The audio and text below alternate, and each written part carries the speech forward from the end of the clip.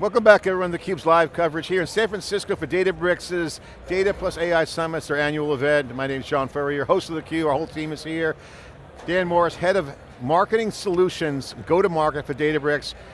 Data intelligence from marketing is a big theme. If you look at AI, coding and sales and marketing are the two hottest areas. Of course, analytics has been around for a decade. That's continuing to vector into it, but the hot generative AI use cases are in sales and marketing, of course, coding. Dan, welcome to theCUBE. Thank you for having me. You're closing us out here on our big day. Thanks for coming on. Thank you for having me. Data intelligence from marketing is kind of the topic that we want to drill into, but the news is pretty significant. You start to see, the agent brick, that's going to bring up a lot of use cases, a lot of automated, human assisted, and you got some intelligence there with the judges and all the algorithms. But sales and marketing has been really robust in the application use cases we've been seeing in the market. I mean, everyone I talk to is either taking customer databases and doing some RAG, doing some content development, hey, write a LinkedIn post, maybe build some literature, you're starting to see presentations, all kinds of action. So you guys have recently unveiled the data intelligence from marketing.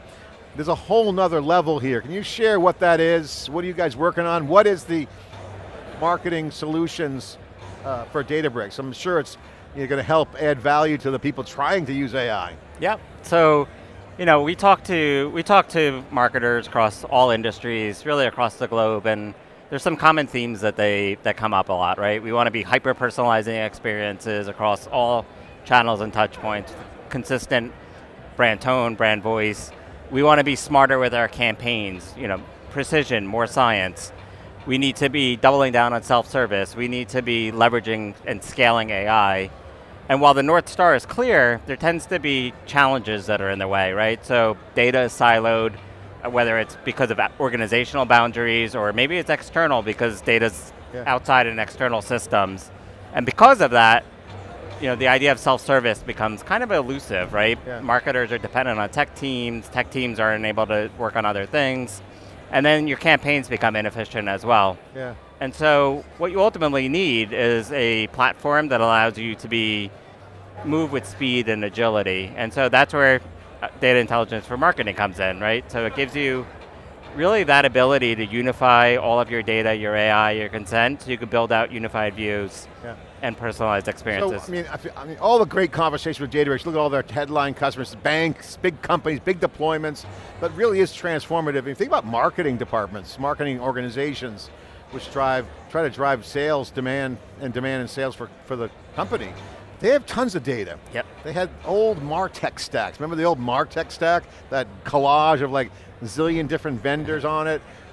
I don't think goes away. I mean, some players go away, but it becomes abstracted, and you're starting to see that data maybe look at, okay, a data lake could be better for me because I don't yet not know what I want. Certainly better targeting, better personalization, these are low-hanging fruits. So the question to you is, what is the mindset of the CMO leaders and CXOs in kind of go-to-market teams where that's like, obviously they want sales, right? Everything's built to get more business, which means customers.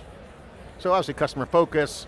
What are some of the things on their mind? Are they confused? Are they like struggling? Is there a clear line of sight into a use case, a beachhead to land on? I mean, there seems to be a lot of different stakeholders because what happens is everyone's like, I'm the customer internally. So like, you have to pour value in all the cups. Yeah. What's your view on this? I mean, what's your reaction to what I just said? Do you agree? Comment? Yeah. So, we ultimately see data intelligence for marketing as the combination of the Databricks Data Intelligence Platform and the marketing ecosystem.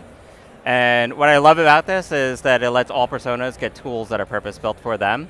And what that ultimately means is we're aligning the CMO, the office of the CMO with the office of the CTO with a single source of truth.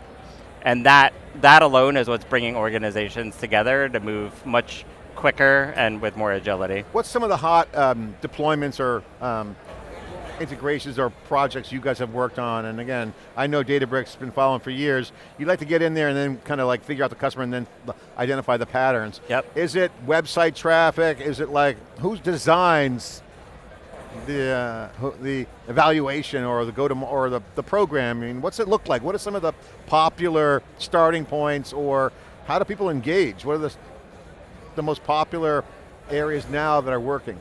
Sure. So there's really kind of three areas, right? So one is around customer 360. So a lot of companies really trying to build out a better customer view to power everything. The next one would be around campaign management. We're seeing a lot around using AI to make those decisioning and really saying, here's some copy, here's some creative, help me figure out what works best for whom, when, and where. And then the last piece would be around brand management and using that to really unlock insights and help kind of grow brand equity and protect it as well. I'd imagine the campaign stuff is pretty awesome. Yes. I mean, can you share more on that? Because that's like, feels right, because you can feed it. Yep. You can ground it with some data. Yeah, What's some examples there, share. So PetSmart is an example. They actually presented at Data AI Summit, public story as well. They have a grooming business as part of their store, and it's an area where they obviously are trying to drive business. And so for them, they want to drive that business, and they know, if I know people are going into the store and buying dog food, but they're not getting grooming, then I know that that's an opportunity. And so that's an area where they've leveraged this technology to drive really, really significant increases in terms of getting new people or existing customers onto their grooming business. One of the things I've noticed, just kind of test 15s with theCUBE, and there's a lot of marketing departments, innovative ones and slower moving ones. You guys could help both. Kind of the slow laggers who didn't really invest a lot in marketing technology, others who have been more progressive, so I think it's a nice fit there. Yeah. I've also noticed that they get stuck on where's the data, a lot of privacy. That fits nicely into some of the Unity catalog things. What are some of the data sources? Is there some commonality? Not every enterprise is the same. They do things differently, obviously. Yeah. A lot of people do email marketing, do other things, but those are mechanisms. But is there data that you see consistently that kind of are pillars? Yeah, absolutely. What's your observation on that? So, everything really starts with the customer, right? So it starts with what's the information that may have been provided you in terms of first-party data, such as their email address, and then you have behavioral data. So if you're a digital, a website, you have clickstream data that's coming in that you understand their behaviors. And then from there, there's things like psychographic data that you can append to the profile. Yeah. And all of this really builds out that view over time. On websites, not that I'm highly motivated to say, I'll just be transparent. I'm interested from our own personal perspective. I got tons of IP address. I got a data dump.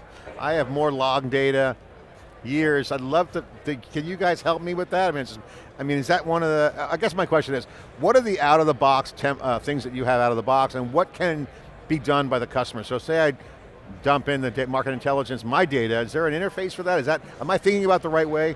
Yeah, so we provide tools really to work with your data across the entire life cycle. I think probably one of the most exciting things is you take that data, you bring it into Databricks, you pop open Genie, which is a natural language interface, and now I could start asking questions of my data using just English.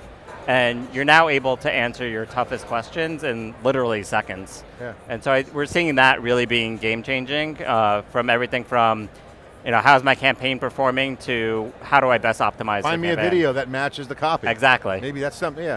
So what's the most important thing you work on right now? Is it education? Is it more aligning? Is it change management? What are you running into from a customer's psychographic mindset? What are they thinking? Help me, I'm drowning, or what are they scratching their head saying, tell me more? Are they exploring? Where are they in their journey? I would say, it obviously there's a spectrum of kind of use cases, but I think the two biggest areas are, one, really getting your customer data in order, especially just because of everything going on in the privacy space. And then two, how do we better harness AI, whether it's to drive efficiency, whether it's to hyper-personalized experiences. Those are kind of like the two hotbeds that we're seeing. All right, what's your goals for the next half a year? We're at halftime right now of the year. Jonathan said vibe coding was so 2024. Now it's data AI engineering. So we're kind of in a new, kind of a scalable, kind of a reliable era now where we got the enthusiasm's high, but now we're coming into practical. Show me some stability, show me some reliability. What's your plans? Are you on that same track? Yeah, I think really, I think what we're seeing with AI, Gen AI is we're actually kind of seeing the rise of like a 10x marketer. And now if you look at things like AI, bricks, like there's an opportunity to really explode that in terms of the 10x marketers. So we really want to empower the marketers out there. Do the CMOs understand the 10x engineer concept? Does that translate over? And when you say 10x, that's a step function. Yeah. What are they like a deer in the headlights? Are they leaning in? What's it like for them, and do they have a path? And what would be the path? How do you make me a 10x marketer would be my question. So number one, it starts with the data. It really does, you really need to start unifying your data and having that unified data foundation, and everything hinges off of that. Once you have that, you can have your self-service, which frees up your marketers to work on other things. It unlocks insights, it gives you smarter campaigns, so it really fundamentally starts with the data. What are some of the things that hold people back? We hear, again, with AI, you start to see the patterns. The grind, or the grunt work, or the toil, or whatever word people use. There's always the blocking and tackling in marketing specifically. What do you see getting taken away here from marketers? So, I think it's actually enabling marketers to move a lot quicker. There are things where, if you go back to the decisioning piece, you need more creative. And to get more creative, you need to start having better metadata. And so it's actually shifting a little bit of like the work that marketers are focusing on, but it's also helping kind of level. Well, Dan, we definitely want to follow the work you're doing, because we think marketing and sales obviously is really one of the most growing areas. Obviously, when you see people jumping into Gen AI specifically, not data. I think data really kind of is everywhere else. I think that's solid, you guys are there, but the sales and marketing, they're definitely getting their muscle going there. Yep. You're also closing out the show, you heard the announcements, so I have to ask you, what's your assessment of the show? What's your takeaway? Obviously you're internal and a little bit biased because you work for Databricks, but I gave you guys an A overall on the keynote. It's hard to get an A+, but that's still a great grade. All the products here, the platform evolution's continuing to go. Yep. What's your big takeaway from the keynote today, if you had to kind of zoom out and write up the top story here? Yeah, so I mean, I've worked at Databricks for 4.5 years. I was a customer for 5 years before that. The trajectory of the company is amazing. I think everything that's getting announced, again with like AI bricks and apps, like there's amazing kind of trajectory of the company that's really going to help kind of supercharge what marketers are able to do. All right, Dan, thank you for coming on theCUBE. Wrapping up our day here with Dan, and talk about the data marketing intelligence. This is the marketing opportunities out there, but the data and the speed that generative AI is going to allow is a 10x marketer, 10x engineer, 10x everything. I'd say 100x on the agents as they kick in, but Agent Brick is the big story. Apps are going to be generated on the fly, more engineering at the AI level, a lot of scale coming, Databricks Summit. Wrapping up theCUBE, I'm John Furrier with theCUBE. Thanks for watching.